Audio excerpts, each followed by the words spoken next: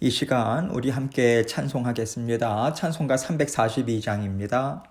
찬송가 342장 너 시험을 당해 우리 함께 342장 찬송 드리겠습니다. 너 시험을 당해 죄 짓지 말고 너 용기를 다해 곧 물리치라. 너 시험을 이겨 새 힘을 얻고 주 예수를 믿어 늘 승리하라. 우리 구주의 힘과 그의 위로를 빌라. 주님 내 편에 서서 항상 도우시리. 내 친구를 삼가 잘 선택하고 너 언행을 삼가 늘 조심하라. 너 열심을 다해 늘 충성하고 온 정성을 다해 주 봉사하라. 우리 구주의 힘과 그의 위로를 빌라. 주님 내 편에 서서 항상 도우시리. 잘 이기는 자는 상 받으리니 너 낙심치 말고 늘 전진하라. 내 구세주 예수 힘 주시리니 주 예수를 믿어 늘 승리하라. 우리 구주의 힘과 그의 위로를 빌라. 주님 내 편에 서서 항상 도우시리. 아멘. 기도하겠습니다.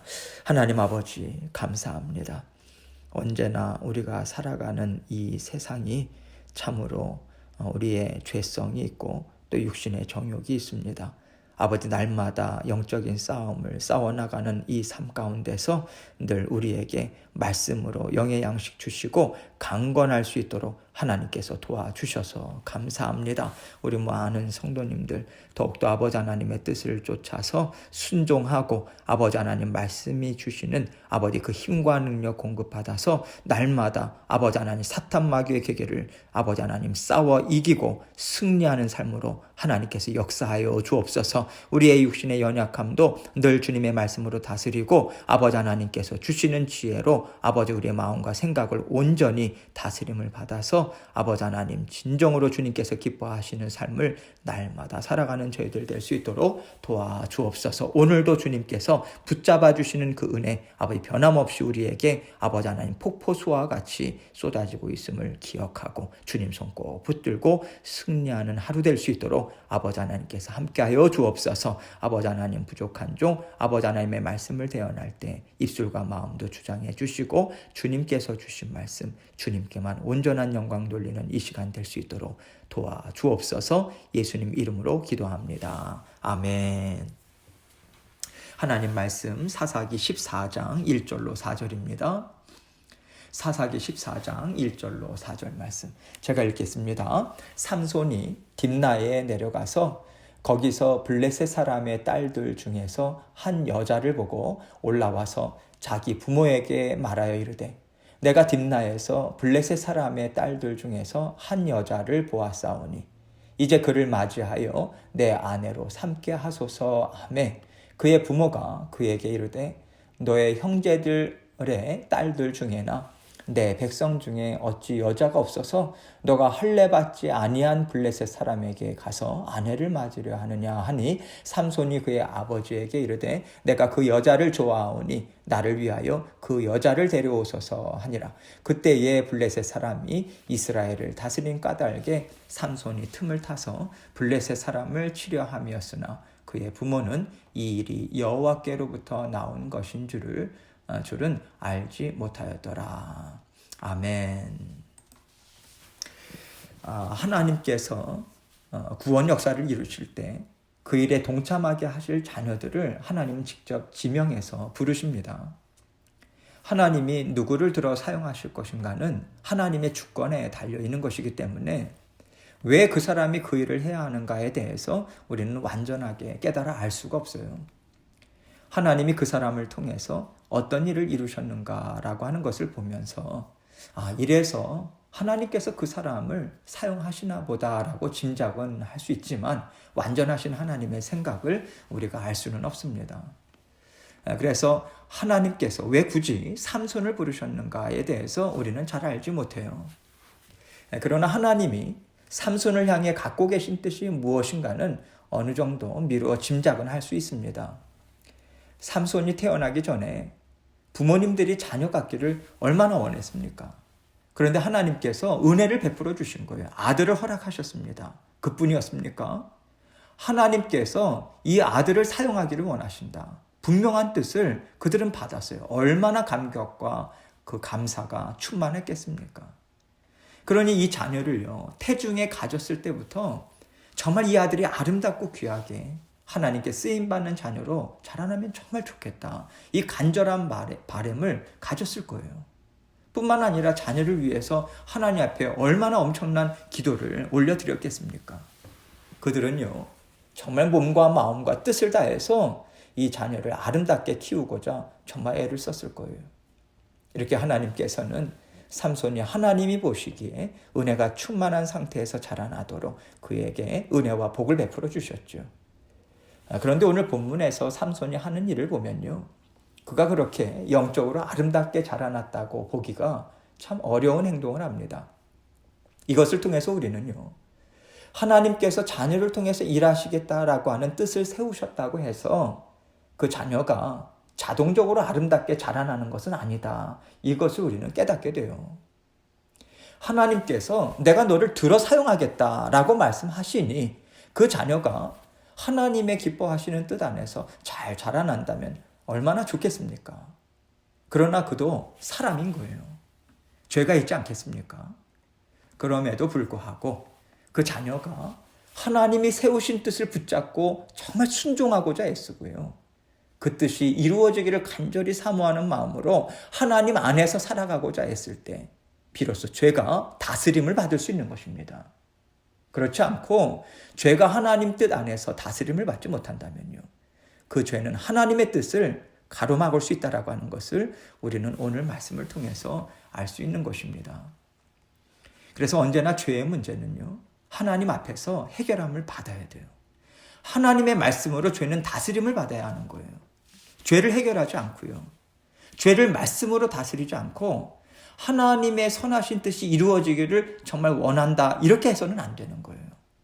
물론 하나님께서는 삼손을 통해서도 하나님의 뜻을 이루셨습니다. 블레셋을 다스리셨어요. 그러나 삼손은 그의 인생을 더 아름답게 살아갈 수 있었던 것입니다. 그래서요, 우리가 굳이 망가질 필요가 없는 거예요. 하나님의 말씀으로 마음과 생각을 쳐서 복종시키면서 하나님의 뜻을 귀한 것으로 붙잡고 산다면요, 우리의 인생 아름답게 될 수 있습니다.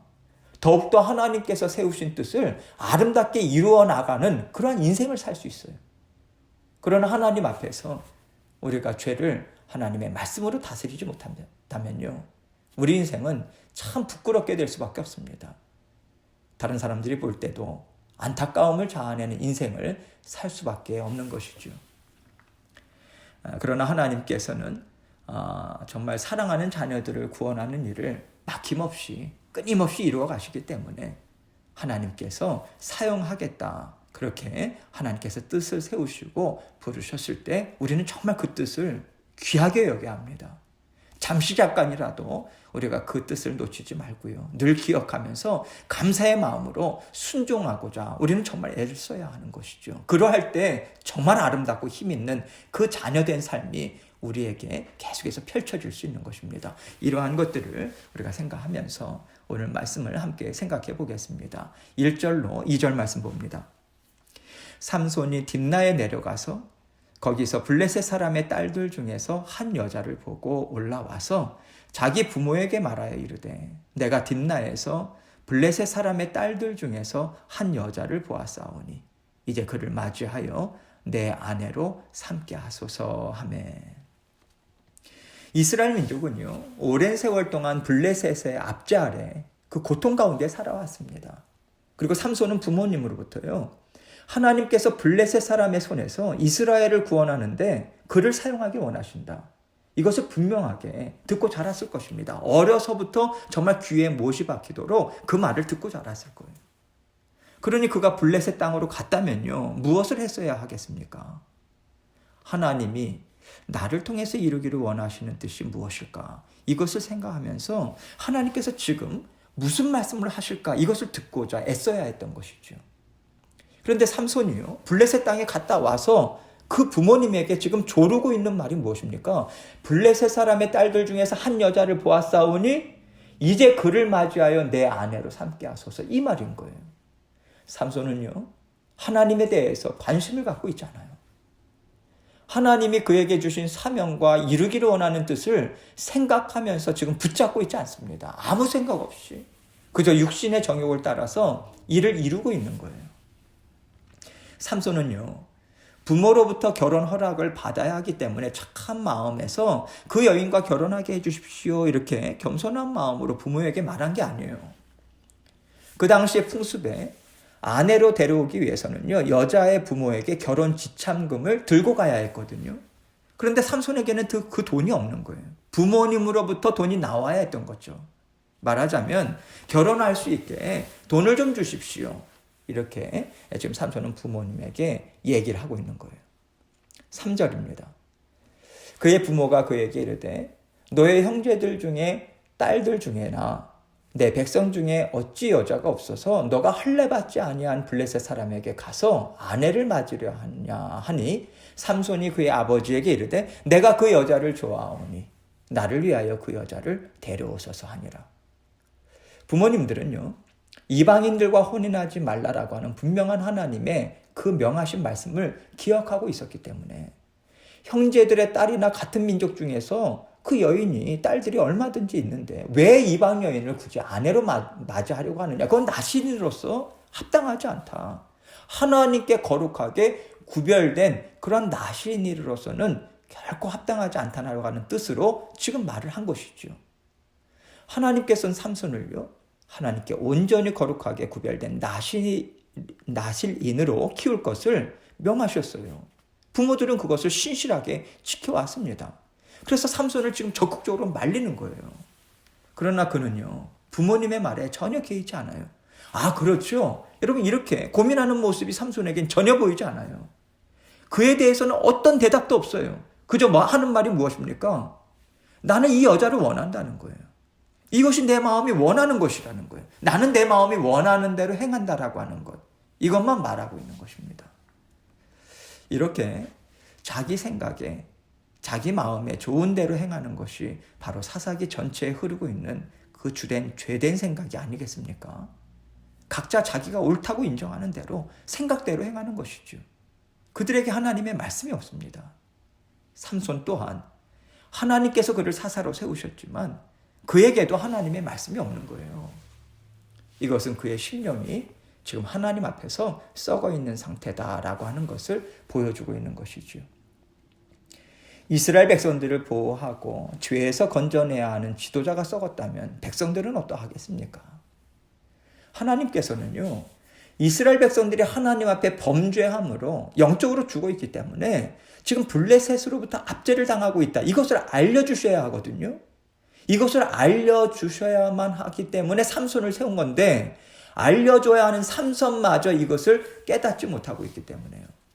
이스라엘 백성들은 여전히 영적 흑암 가운데 있을 수밖에 없다라고 하는 것을 지금 우리에게 말씀해 주고 있는 것입니다. 그러나 하나님께서는요, 육신의 정욕으로 어두워져 있는 삼손이라 할지라도 그를 사용해서 하나님의 백성들을 깨닫게 하십니다. 구원의 자리로 돌이키게 하겠다라고 하는 뜻을 하나님께서는 세우시고 계속해서 그 일을 진행하고 있는 거예요. 4절 말씀 봅니다. 그때에 블레셋 사람이 이스라엘을 다스린 까닭에 삼손이 틈을 타서 블레셋 사람을 치려함이었으나 그의 부모는 이 일이 여호와께로부터 나온 것인 줄은 알지 못하였더라.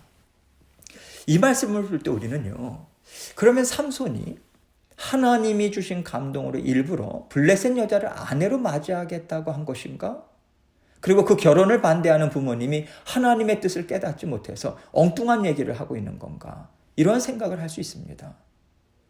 그런데 여러분, 우리가 하나님의 뜻을 이룰 때는요, 하나님이 주신 뜻을 정말 귀하게 여겨서 우리의 영과 육신을 더럽히지 않고 오직 하나님 안에서 뜻을 이루어가는 것이 정말 옳은 것이다라고 하는 것을 우리가 언제나 붙잡아야 합니다.